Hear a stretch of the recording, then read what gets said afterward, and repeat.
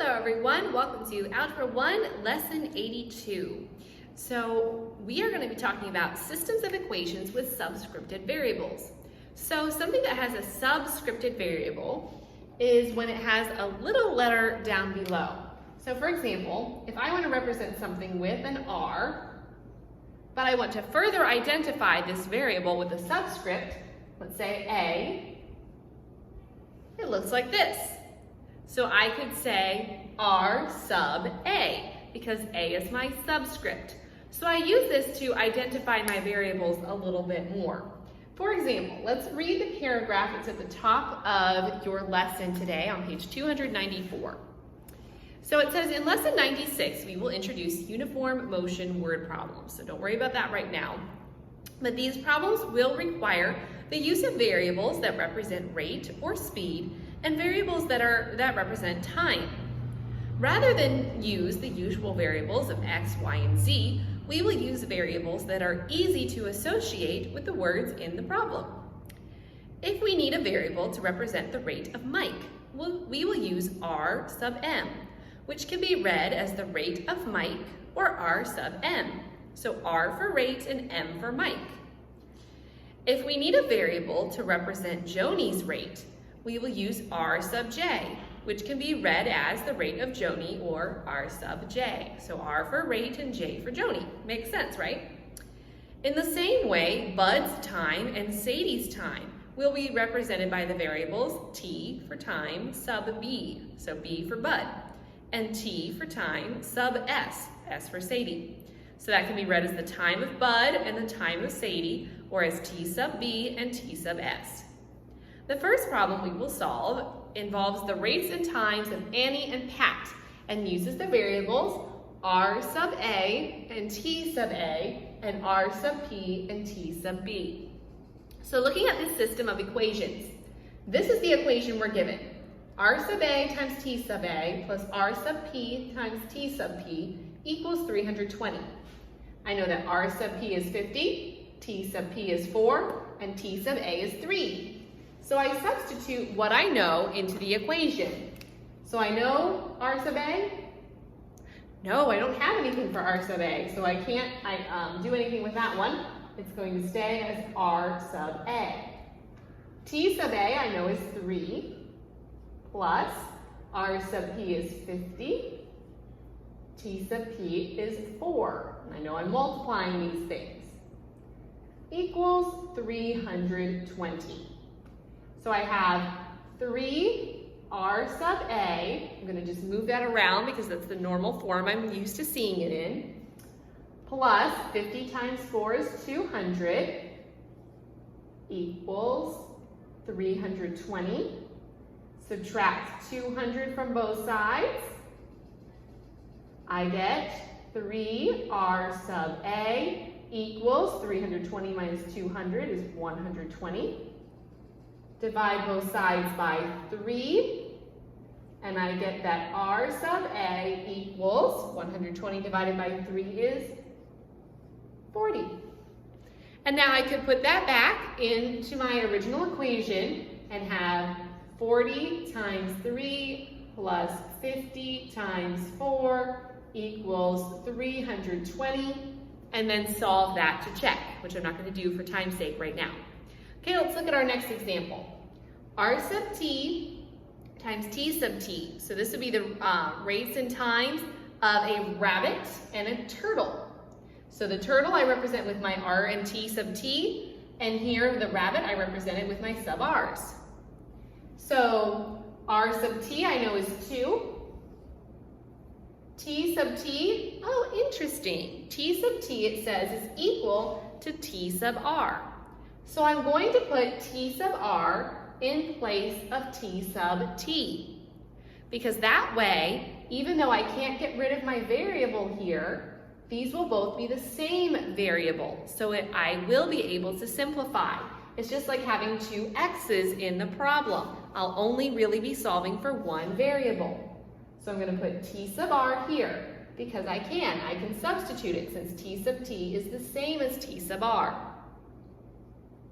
Plus 120 equals r sub r is 10 and I'm going to leave t sub r as it is. Okay? So now I'm going to move my 2t sub r over here to isolate my variable. So I have it all on the same side of the equation.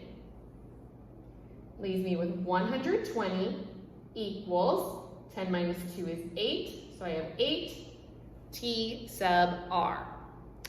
All right, now I divide both sides by 8.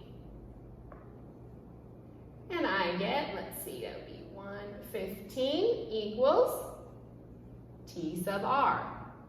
So I know that t sub r is 15, which means that t sub t is also 15 because t sub t is the same as t sub r.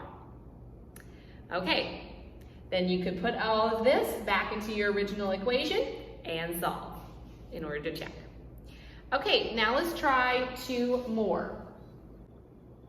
So our next example is r sub l times t sub l equals r sub s and t sub s.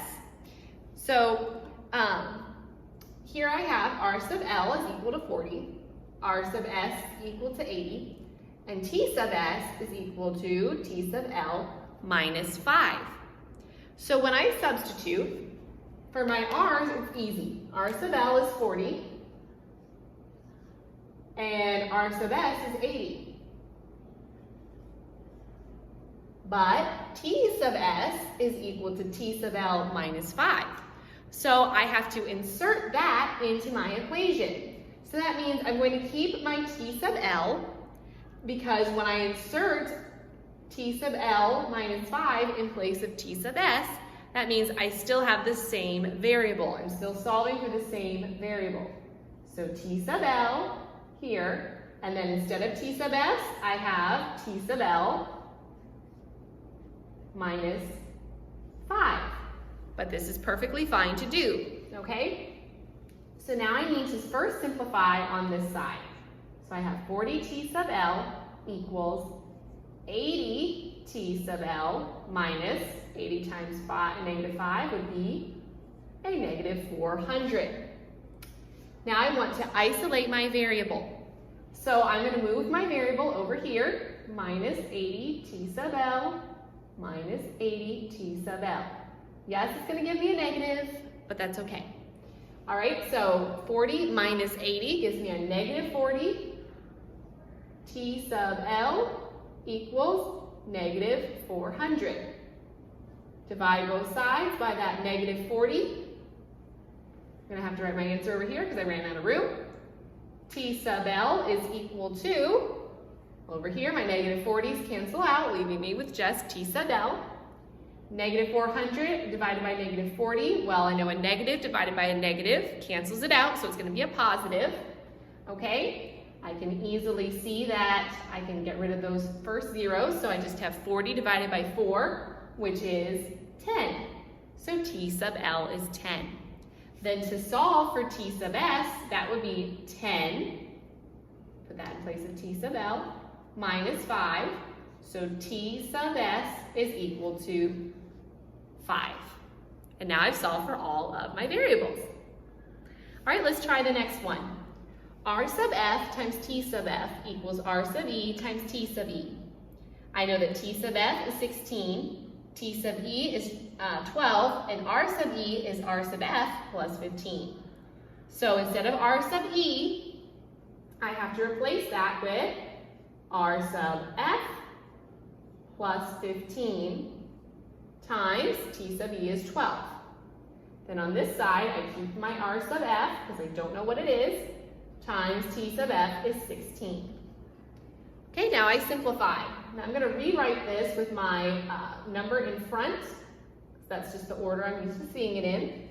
Multiply 12 times r sub f, so I have 12 r sub f plus 15 times 12 is, let's see now, 180. Okay, now I subtract so I can isolate my variable.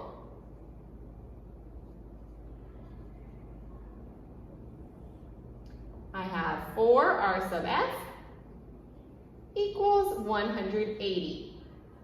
divide both sides by 4, so I get r sub f by itself. I'm going to write that over here so you can actually see it. R sub f equals 180 divided by 4 is, let's see, 45. So r sub f is 45.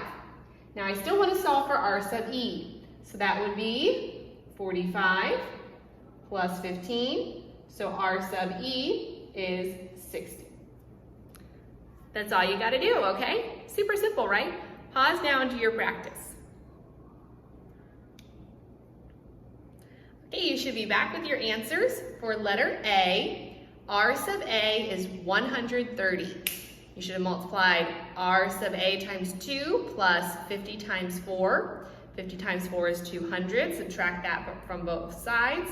You get 2 times r sub a equals 260. Divide both sides by 2. 260 divided by 2 is 130. So r sub a is 130.